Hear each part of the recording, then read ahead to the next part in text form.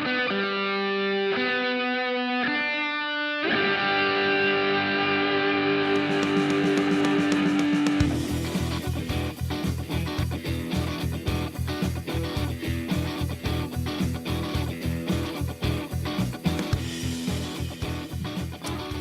right, here we go. 3, 2.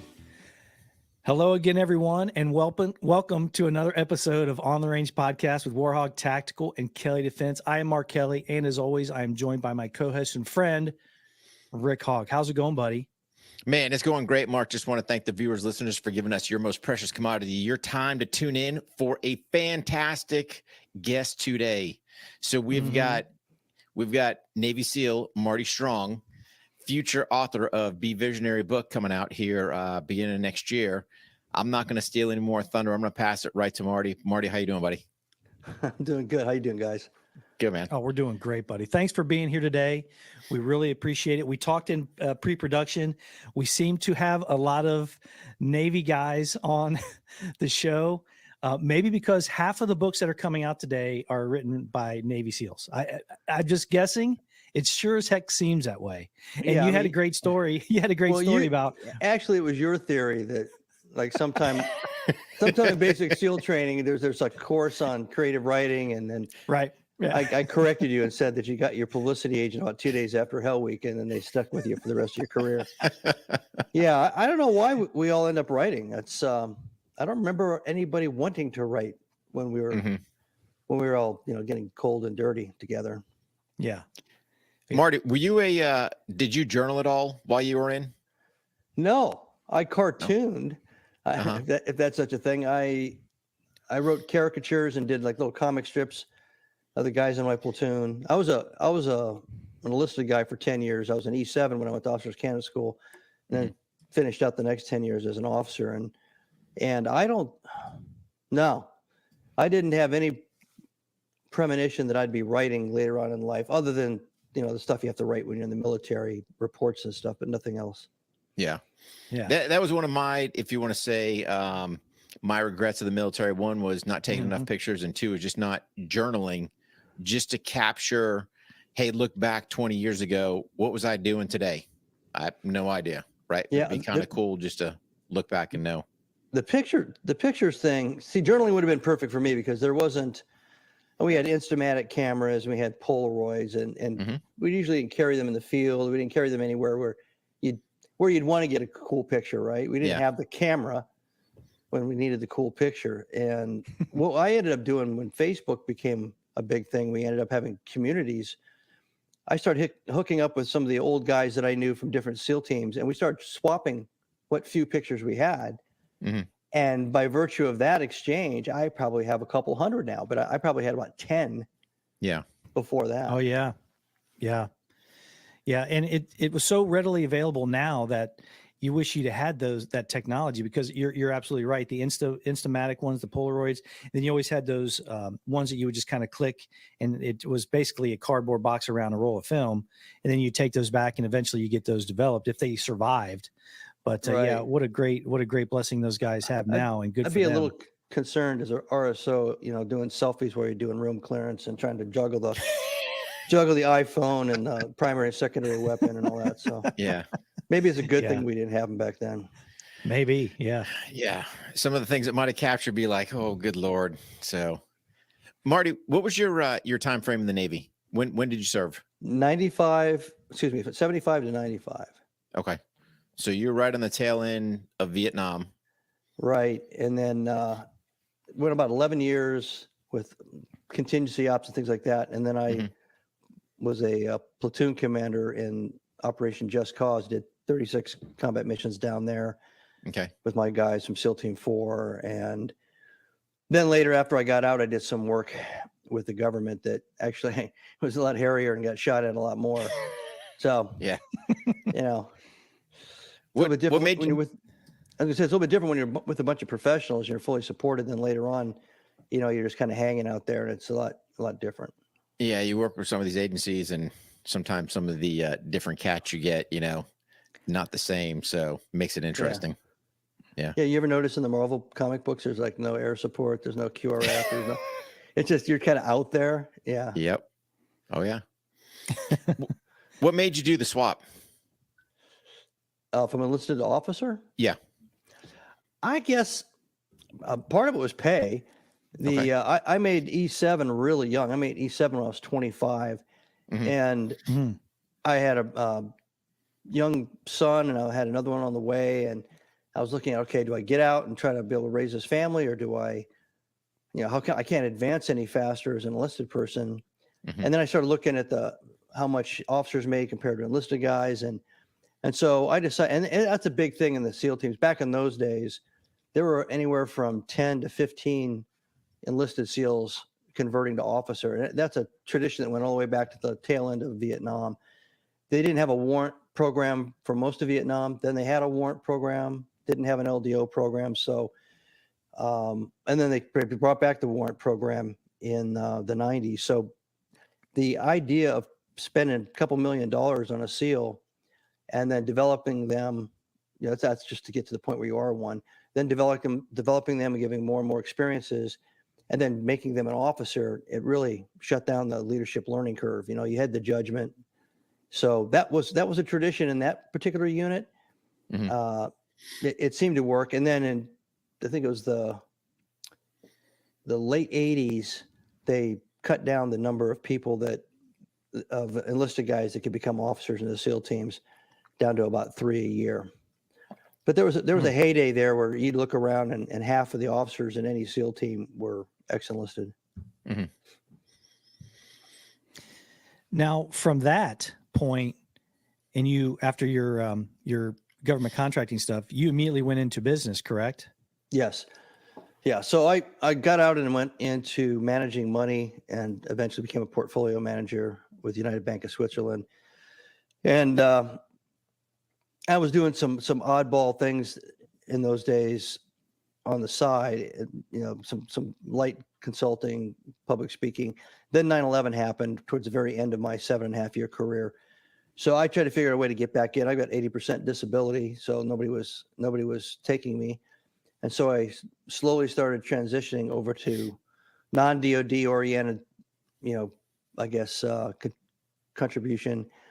Initially, things like I was the terrorism threat advisor for the Olympics in Athens in 2004. Just things like that, where I was on the periphery, and then I eventually started working for the government and got into bad places and being shot at by even worse people. So, so that went on for a while, and then I transitioned out of that and got into a large corporation, and then started my whole business leadership career. Now, is that something you were always looking to do, was to get into corporate America, or was that kind of just happened, or what was that piece? No, I am a nonlinear life story. I've been all over the place. Nobody knew anything about the SEALs when I was 17 years old. They were highly classified back in those days. That was before we had all those writing classes and everything, buds. And I was actually at Radar Air Traffic Control School, and I was supposed to go to a ship in the Mediterranean. Instead, they gave me orders to buds. So I showed up the next morning, and with the advice of my dad, who was a radar operator from the Korean War, he said, just go find a chief and he'll sort it all out. You obviously aren't supposed to be whatever this is. He didn't know what a SEAL was either. It wasn't until later I told him, oh, they're frogmen. And he said, oh, we had those guys on our destroyer in Korea. But up to that point, he didn't know what it was. He thought it was just a mistake. And then a master chief talked me in to staying. And so that took off, the way it took off. And then I was going to go to law school, took the LSAT as I was getting out of the Navy. And a Navy captain, SEAL, was swinging by the SEAL team and heard that I was making that decision. And he said, he came in there and he grabbed me, he goes, let's go, we're going to lunch. And he talked me out of it and talked me into financial services, which is what he was doing. He'd been out for about 6 months. So there you go. So I'd spent all that time preparing for the LSAT, getting ready, and boom, off in a different direction. So yeah, my life tends to be very well planned until it isn't. But I think that's a lot of people, right? Just kind of, yeah. Hey, you're going down the road and you think you've got a plan set up, and then somebody injects with, might not be the best idea, or maybe try this, or maybe that sparks that interest, and it's like run down that road and kind of see where it goes. I'm not afraid to jump through a window of opportunity. You know, I write about it in Be Visionary a lot, but it's actually my lifestyle. I've had opportunities that didn't look like they were going to be very palatable or safe or whatever. But most of the time, I hear the logic, I see the logic, and then I make the decision and I change. Even if I've committed to the plan to a point where I think I'm locked in, because now I got new information, new assumptions, and so I say, all right, and then the more you do that, and the more you're confident that you can deal with whatever you have to do to make the switch, the pivot, the more it feels instinctive. I don't think it's something that's innate. You're not born with it, but with repetition, you feel comfortable and you start jumping through those windows of opportunity more and more.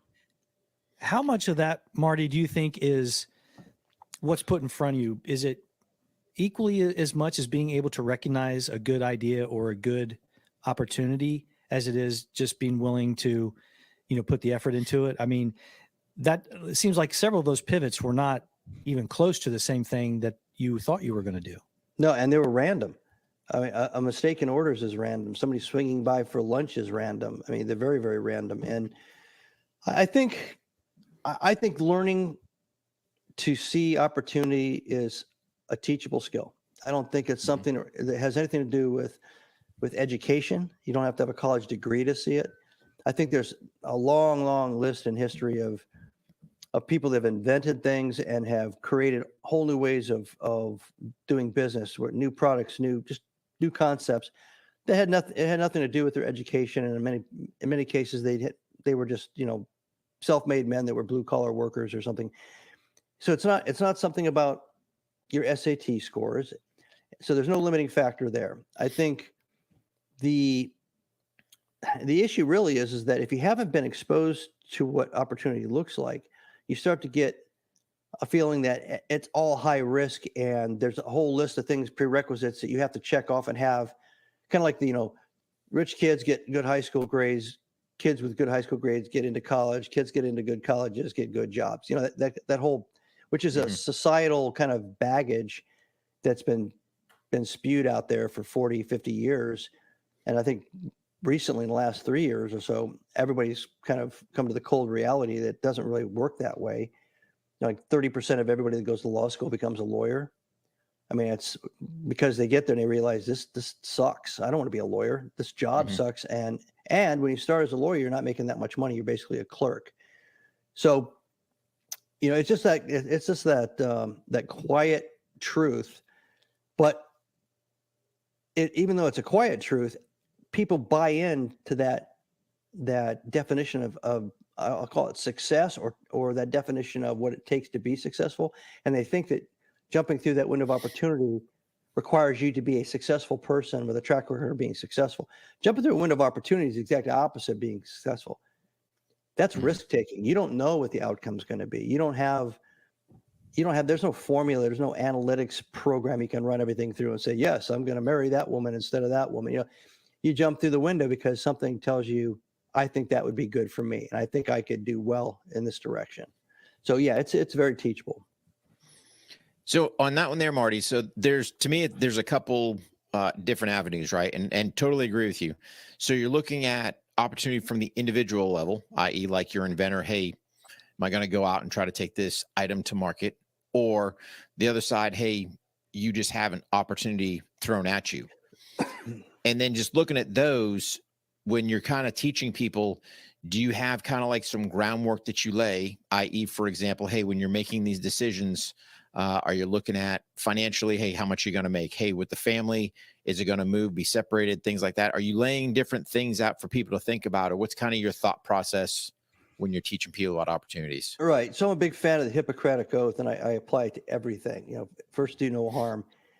So if you have a family, then you're not jumping through the window of opportunity. The whole gang is jumping through the window of opportunity.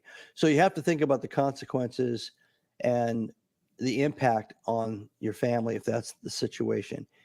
A lot of times jumping through the window of opportunity, though, and I just gave a presentation at the SEAL Heritage Center 3 nights ago, actually Thursday of last week, for people guys transitioning out of the SEAL teams. And one of the things I try to hammer home with those guys is that you can actually have a day job and your side gig is preparing for the other opportunity. Mm-hmm. You don't have to do either or. You don't have to quit the job and then jump in and try to be, the lead singer in a boy band. Not that anybody said nobody raised their hand and said, how do you become a lead singer? But, you don't have to make those super high risk leaps of faith just on a whim. Mm-hmm. Now, there's also paralysis by analysis. So if you start thinking it and overthinking it and you never start, then you never start to learn whether there's really an opportunity there for you or not. So I always, with transition situations, I'll have somebody, say, raise a hand. How many people know how many years it takes to become an engineer? How many years does it take to become a software, to write software? How many years does it take to do this, to do that? And then I'll point to somebody and say, well, how old are you? Well, I'm 40 or I'm 39. All right. And you're retiring when? In 6 months. So how long is it going to take for you to become an engineer? And then there's dead silence, because as soon as I say it, everybody in the room realizes what I said, that the only limitation on what you can do next is you. Mm-hmm. Because everyone in that room, if they wanted to become an engineer, could probably go to college and become an engineer. Everybody in that room could do 2 years to learn how to write software. Everybody in that room could become an SEO optimizing specialist, in a year or 18 months. All these things are out there. And in this country, there are so many opportunities that it's odd that people don't see all those opportunities for what they are. The playing field is wide open. So I always advise, if you've got other obligations like a family, et cetera, keep your day job, start sketching out the next thing you want to do. Sketch out the thing you think you want to do. Research it, find out, are there certifications, education, prerequisites? If you want to start a restaurant, for 2 years while you have your regular job, go out and make friends with a restaurant owner. Ask if you can work in different positions in the restaurant for free. Mm-hmm. Basically apprentice yourself out. Yep. Learn the business from the ground up. Maybe you realize this sucks. I don't want to be a restaurant owner, and which is that's a good outcome, right? Sure. It's just all you had to do is spend a little time, and you're smarter about restaurants in general. So what the hell? Yeah. But maybe you actually said, I can do this. And so you start to prepare the groundwork, the financial groundwork, et cetera, the transition from your day job to the next thing. And pretty much every avocation or vocation you would target as that other opportunity would require some kind of preparatory work, some kind of study. But if you find yourself studying it too much and too long, it's just a delaying tactic. Mm-hmm. Now, Marty, when you're talking to these guys, one thing I've found, especially talking to transitioning service members, a lot of guys don't know their why or their purpose or what they want to do next. It seems like they're very tied to, hey, I'm a SEAL, I'm a chief, whatever their rank, position, organization they belong to. Are you seeing that when you're out and about talking to these guys? I've seen it with people that work for me. I've had 06s and 05s and 04s from all the services work for me. I've had some really bizarre situations where they come in and they're asking where their office is and who their assistant is, and I'm like, what is this, like an episode of Mad Men? What are you talking about? And then I'll try to let them down, light, I guess, to some extent. But part of this, I call my little presentation was called Reality Check. It's kind of a scared straight approach to transitioning truth.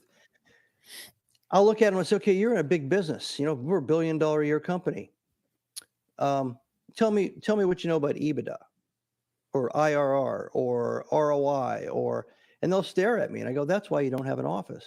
Mm-hmm. Yeah. These are the basic vernacular, the basic language of business, to understand business. It's how you target things. It's like ISR. Do you know what BI is? No, it's business intelligence. It's like ISR. See, so there's some things that convey and are compatible, but for a different purpose. And the purpose is to improve those other things I mentioned. So the other thing is, if I run into somebody who, and I don't want to say they think they're too good or whatever. There's a lot of ego involved, right? I mean, you end up getting out of the service, unless you only did 4 years. If you were an elite unit, you might still have this, but the longer they've been in, the more rank they achieved. And I've had this with senior E9 enlisted guys too. There is a whole positional authority, that a persona that they've had for the last couple of years of their time in service. They're at the top. They're an apex, apex performer. And, people are asking their opinion and people are following their opinion. They got lots of influence. It's kind of like when I went from being a chief to an ensign and nobody wanted to know what the hell I had to say. Well, that's what's like transitioning out. You walk into an organization and there'll be patriotic people there. Oh, thank you for your service and everything. Here's some cookies and everything. And then they don't invite you to the marketing meeting because you don't know anything about marketing. Mm-hmm. So again, I talk about a 12 to 18 month period where you have to do, like I mentioned before, in parallel with your day job, start to explore everything that you want to do. I show like the top, the future projections of job categories in the United States, from the fastest growing jobs to the least fast growing jobs, just to give them an idea, because you don't want to jump out and grab the thing that's in decline. Mm-hmm. And that's your passion, you just want to do it, you don't care. So there are things you can do, there's research you can do. Unfortunately, and somebody brought this up to me a couple of weeks ago, it said if the military spent as much time preparing guys for war and battle, if they apply that same level of dedication and intensity to the last 12 to 18 months of somebody getting out to prepare them for becoming civilians, you'd have a whole change in the suicide rates, the success rates, the divorce rates of veterans that are getting out, whether they're retiring or getting out prior to a retirement period. Because what we're basically doing, which happened with me, you go to a 2-week or a 1-week little course, and they teach you how to, how to wear a suit and tie and what a resume looks like and how to convert. I'm a 240 Bravo expert, and convert that into, I know how to do advertising or something. All the crap where you're exchanging what you did in the military for something that's similar, but it's not similar. And it may get you the interview, but then you fall apart in the interview because you really didn't know that other term that they taught you in that class. That's a term that's got a massive amount of information behind it and a massive amount of knowledge behind it. And you're completely flat-footed, deer in the headlights when somebody actually asks you about that part of your resume. So it doesn't, and they're all doing their best they can to try to help, but what they really need to do is be preparing them way in advance of that moment to figure out what they want to do. What's going to make them happy? What do they want to pursue? And then start them down a path and have resources available to them to learn everything about all these different kinds of jobs, and to the point where they feel comfortable, they know the certifications, educational requirements, etc. And the other thing is where you want to live. If you want to live in a certain place, you got to look what are the opportunities there. You can't say you want to work on the SpaceX program, but you want to live in Minnesota. It doesn't work. So you got to mesh those two also. See, and I totally agree with what you're saying. And I think within the special operations community, I think they could be doing a lot better job, because again, you've got smaller guys. It's a more niche organization where if there was a little more emphasis from the top pushing down, hey, just plug guys a little bit of info. Hey, maybe at that 2-year mark, at that 18-month mark, so they can start setting themselves up for success when it comes time to do that true transition. Because like you're saying, that week-long class, it's a joke. My whole takeaway from my transition process was Uncle Sugar was like, give me my stuff back. Okay, there's your 214. Have a good life, and best of luck to you. And that was really about it. There was no, they talk about, you go to the Boost to Business class. All right, let me go sit in there and see what that's all about. Well, just go to SBA and get a loan. Well, you're not helping me with anything. That's a no-brainer. So I just think, especially within special operations, they could start really getting some decent transition things going for guys, just to start setting those marks and setting them up for better success. Well, I understand they have a fairly new program 6 months prior that they set up with corporations, intern programs. But again, you got to know what you want to be. You got to know what you got to know. That doesn't help me if I don't know what I want to be when I grow up. And if the corporations that have signed up for it don't cover the whole 360-degree range of possibilities, from very, very small, at the top of the pyramid, very, very, very large corporations at the top to very small companies and what do you call it? The small businesses, which is the vast majority of jobs in America. It also sets me up for failure, thinking that maybe I'll get a job with these guys. Well, okay, I'll more likely get a job with the people that aren't offering interns because they don't use interns. They're out there busting their butt every day. So opportunity, when you're looking at jobs, is where the work is. Opportunity isn't where you think or you perceive the money is. Sure. These are realities that just don't get conveyed. And you're right. You get confused. You come out and you're like, what the heck was that all about? I'll tell you, I pursued my end state because my back was all screwed up from a parachute accident. So I was behind a desk for the last 8 or 9 months as an operations officer of a SEAL team. So I had some time to think about it, not because it was a program or anything like that, but I just had some time. And I started off on a path, and I did everything that I'm telling you. I just learned, prepared, then took the LSAT. I paid some money for a company that packages up your LSAT and whatever other education you have into a kind of like a pitch book to send out to law schools. You tell them what law schools you want to go to.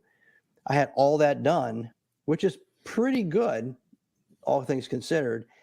And then I didn't do any of it. I went a different direction. So yeah, I think that's okay too. You can prepare for that 12 or 18 months. And then somebody walks in and says, hey, I've got a bourbon distillery I just stood up in Tennessee. I really need guys I can count on.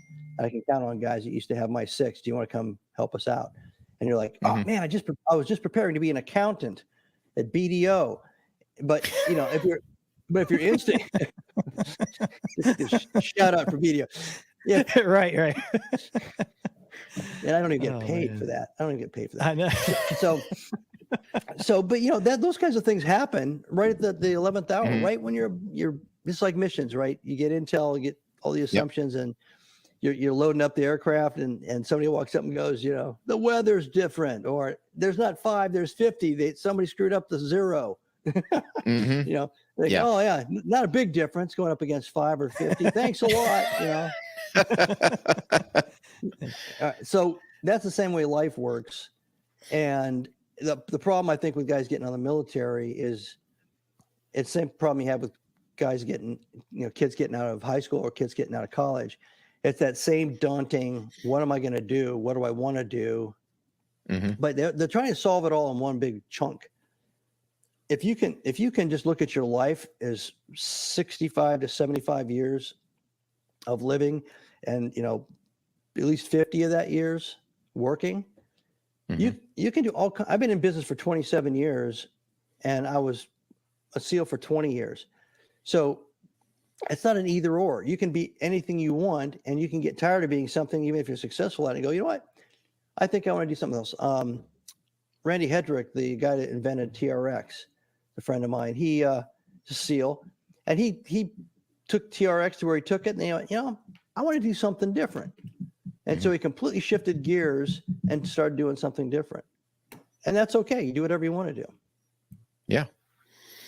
Now, after your portfolio work over at the Swiss bank or whatever, it mentions that you did a lot of startup work. And what was your piece on that? Were you mostly showing folks how to do it, or you actually invested in the companies? No, like some of the programs that you're doing now, is that how you helped these startups get going? I was more the advisor and architect rather than the money was already there.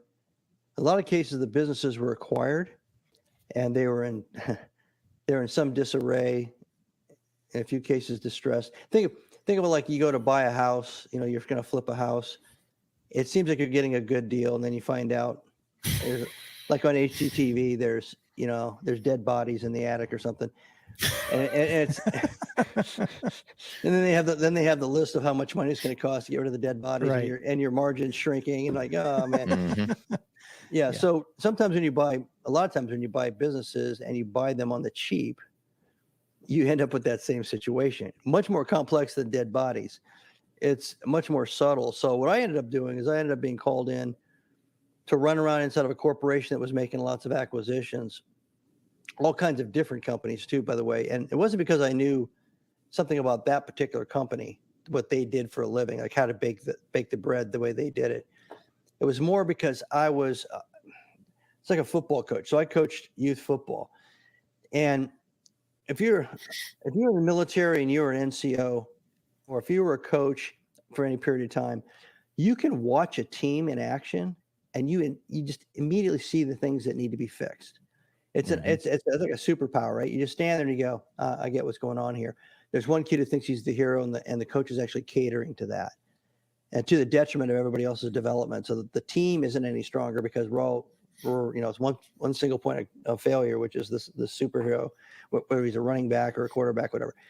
You start seeing these things. Well, it's the same thing with companies. You can go in there and you can see that they're really strong on production and quality, but they have zero marketing and sales. They can't, nobody knows they have the best widget in the world. Other places, they have a really good grasp or a real good hook into the local market, maybe even more than the local market. Everybody's, interested in buying what they have, but they stink at actually making the product. They have a hard time making enough of the product. They have a hard time sourcing the materials that they need to make the product. Mm-hmm. So when they do make the product, it's more expensive than they can sell it for. And again, you don't have to have an MBA necessarily to see all those things.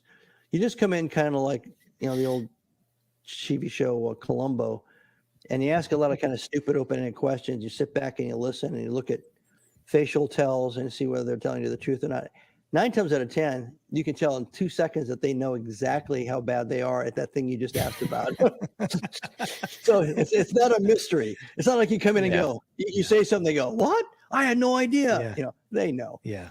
And so later on, it was I started one company from scratch, and that was a real learning experience. It was in healthcare.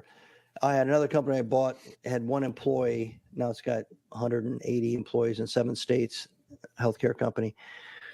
And that was more about scaling a company that wasn't really a company. So it was taking this person and their idea and trying to blow it out into a game plan, which is a lot like a mission plan. You just lay out a phased sequence of events, and you figure out what kind of people you need. You hire those people, and you start out really small, and you do the baby steps method, and you start to build momentum. And if you're not, you investigate why, and then you figure out what that was, and then you start to gain momentum.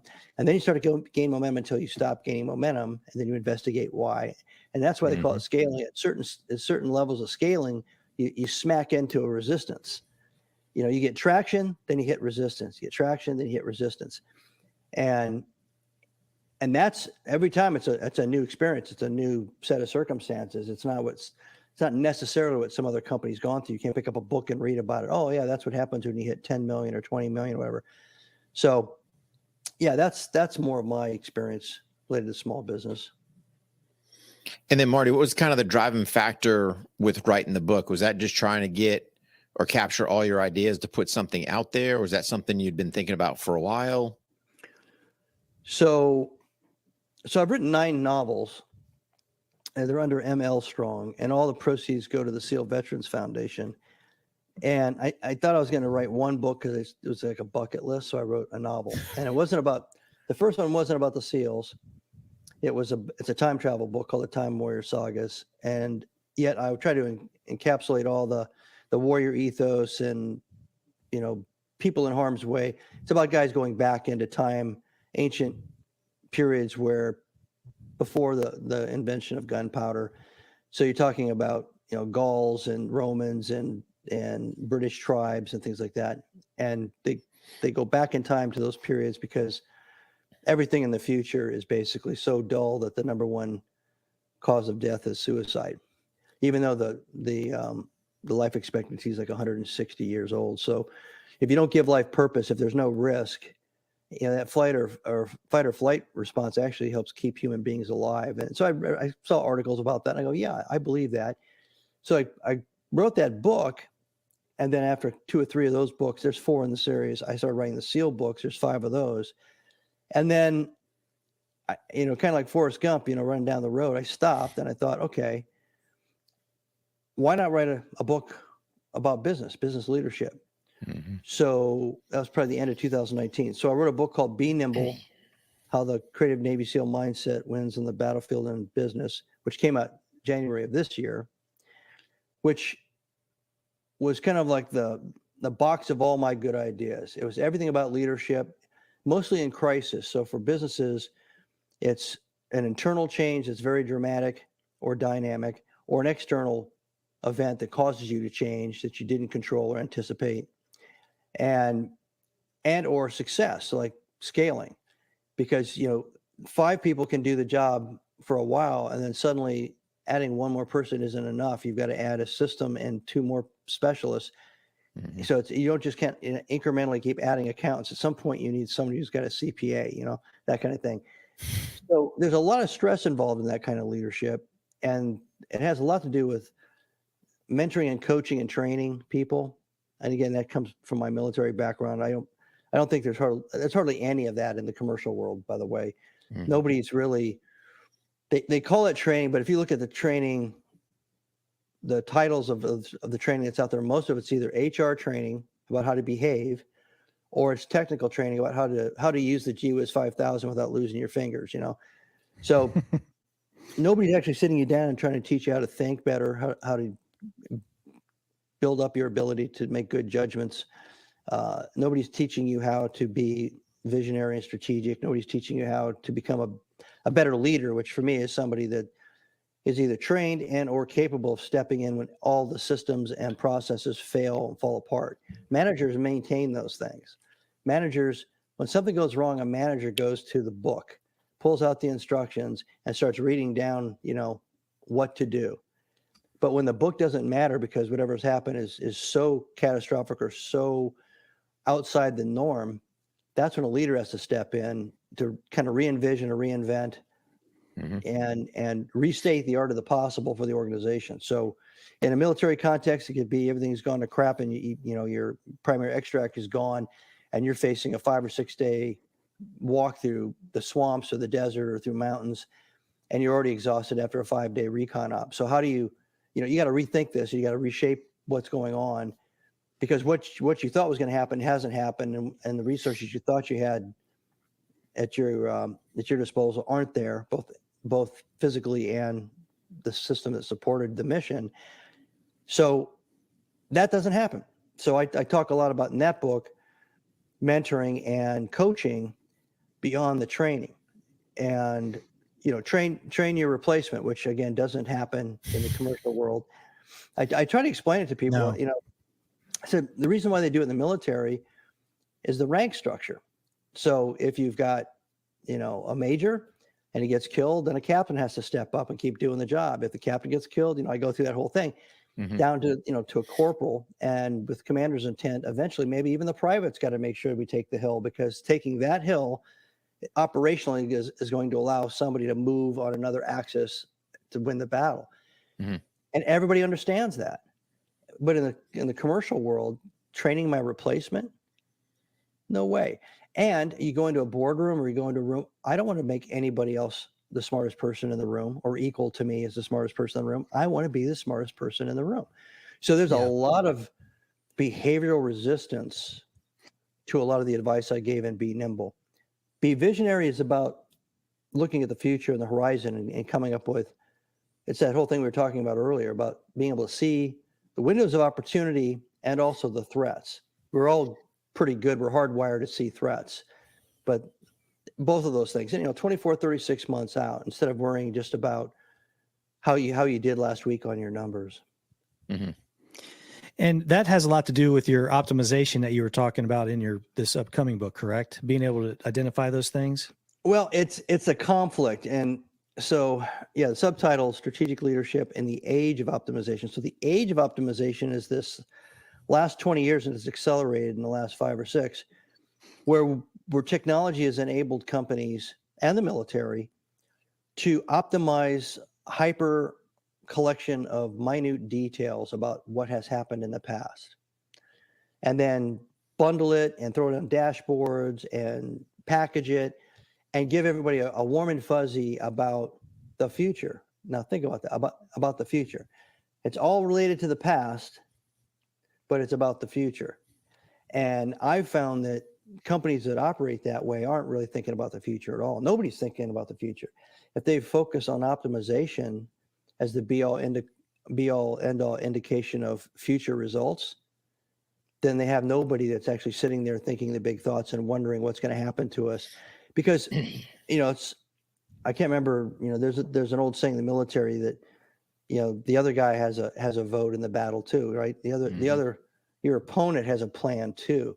And so if you're only thinking that your plan, all you're focusing on is if our plan works the way we planned it out, the way we had it in the PowerPoint, we're going to win. And so you're going through your little steps and somebody comes in and does something to you and you go, wait a minute, you're messing up my plan. I'm going to keep. So that's how it's like that in business, but 100,000 times more dynamic. Everybody is moving, shaking, changing. The universe is in a constant state of change. Markets and industries are in a constant state of change. Technology is in a constant state of change, which means that almost every day something is being invented or conceived or innovated that's going to change your business. It's either going to change it for the good if you see it, know how to leverage it, or it's going to destroy what you're doing if you ignore it and keep your head in the sand. Mm-hmm. So, the whole idea of keeping your head on a swivel in business, the only way you can keep your head on a swivel in business, well, it's not by looking at dashboards to figure out how many widgets you sold 2 weeks ago, or what your KPIs are. When you've got to be constantly looking out at the perimeter, zooming out, zooming in, asking everybody, intelligence collection in every possible aspect, having intellectual humility that you don't care where it's coming from, because it's going to be that weird source that gives you the insight that causes you to have the epiphany and say, oh crap, that's what's happening. Mm-hmm. And then hopefully you got enough time to prepare for it. So are you seeing a lot of companies that pretty much are very compartmentalized, where they're not coming together, actually sharing information, just kind of running business, really not getting any gains because of that whole, hey, I don't want to share information or knowledge is power kind of concept? And not so much that. What I see in companies, what I see is kind of like we used to lock seals out of escape trunks from submarines, mm-hmm. shaped like a beer can. You can get about 3 guys in a rolled rubber boat in there. And the saying was, if everybody's thinking the same way and nobody wants to change their mind, they're smelling their own farts, because that's what happens when you're in that little escape trunk and you're waiting for the water to finally flood so that you can get the hell out of there. Mm-hmm. And what companies do is they tend to smell their own farts. They're basically breathing in internal air. They're breathing in internal ideas, insights, education, traditions, which aren't, they educate you on traditions. And if it's about a culture and the culture is a sound culture, then that's a good thing. But if the tradition is here's the football plays from 1962, the founder came up with how to solve every problem, study these and memorize them.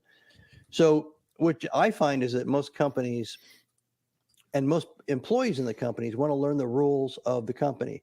They want to learn the formulas and the football plays of the company. They want to comply. They want to be obedient. They want to show that they've memorized and they understand all these things. What I'm really talking about is they're not looking outside the skin of the building. Mm-hmm.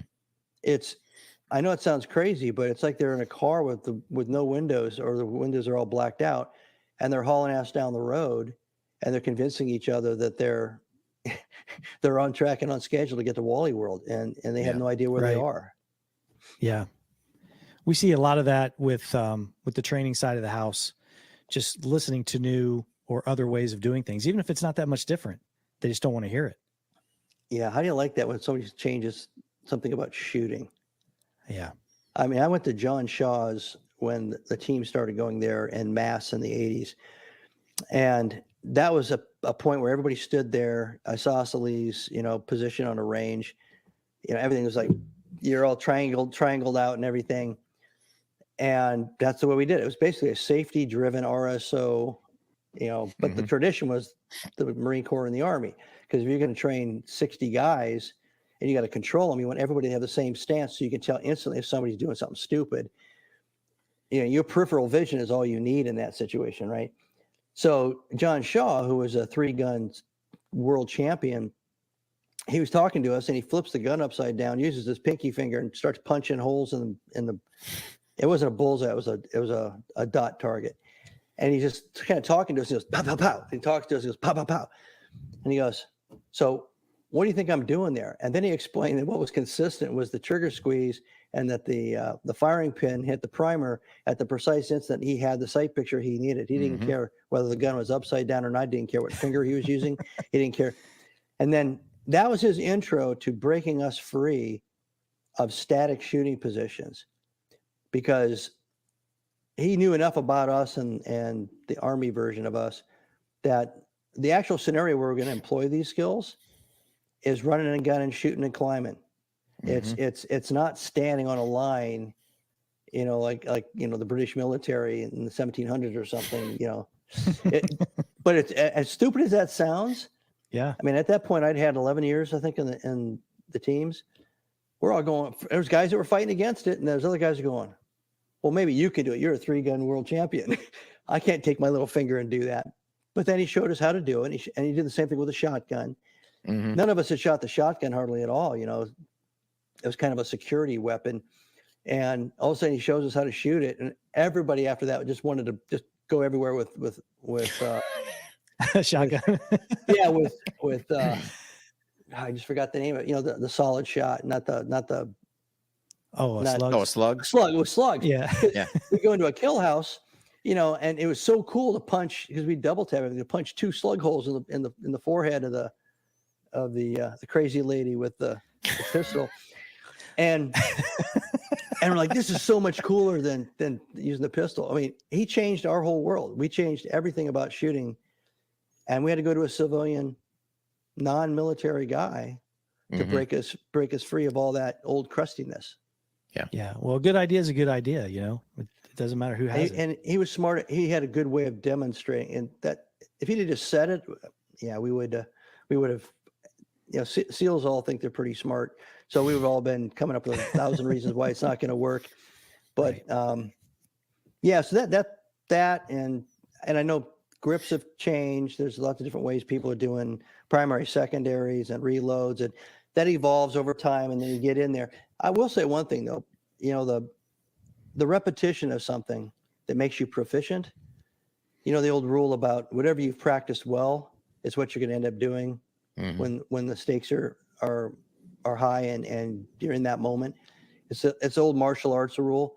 One punch and one block and one kick practiced 1,000 times is better than 1,000 different kinds of kicks and punches and blocks practiced 2 or 3 times. So if somebody's got the ability to do primary and secondary drills cleanly, safely, and accurately, and it's only 1/10 of a second difference than the new way, I've always felt it's kind of important that you realize why you're doing it. Are you just teaching it because it's the new improved tide, or is it because there's a real significant change in performance? And so you get into those battles too, where marginally optimizing a particular procedure becomes the only thing, instead of the fact that this person's got 10,000 rounds out of a SIG, and blindfold, beaten up, and without 5 days of sleep they could still hit what they have to hit. But now this new technique is going to make them actually a worse shooter in those situations for until they get the 10,000 rounds out. Yeah.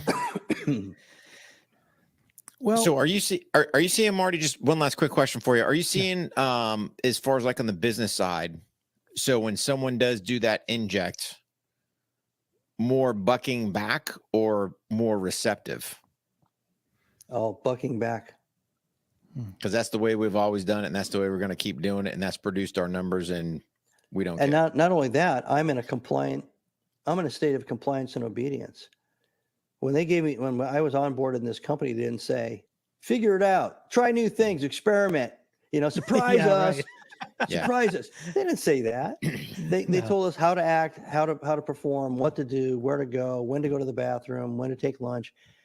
Yeah. So there's I'm on the board of a nonprofit called Best Robotics. It's been around for 30 years. They do robotics competitions, 2-day competitions with kids all around the country, about 20 times a year. One of the things we've pulled from there is the concept of divergent thinking or divergent thought. It's rule breaking. So these kids are going through and building these robots, And engineers from a lot of major technology firms watch them. And then they're astounded at how well they do. And then they come to the realization that they aren't trained software writers or they aren't trained engineers. Right. So how are they doing it? How could they possibly be doing it? Well, the reason they're doing it and the reason why those engineers that are looking at that aren't having the same dashes of creativity and innovation on a regular basis is because when you go through any college program, I don't care what the subject is, even liberal arts, what's being pounded into your head is the tradition of thought in that particular area. This is the way you write a sentence. This is the way you build a building or a bridge. This is the way you build a car, and then you come out of 4 years of that, then you go into a company doing the same thing. Welcome to, XYZ Corporation. This is the way we do it here. This is the way we've always done it here. This is the way you're going to do it here. I don't think most employees and leaders in companies have a chance with all that kind of pressure and that repeat, drumbeat of indoctrination and focus on obedience and compliance.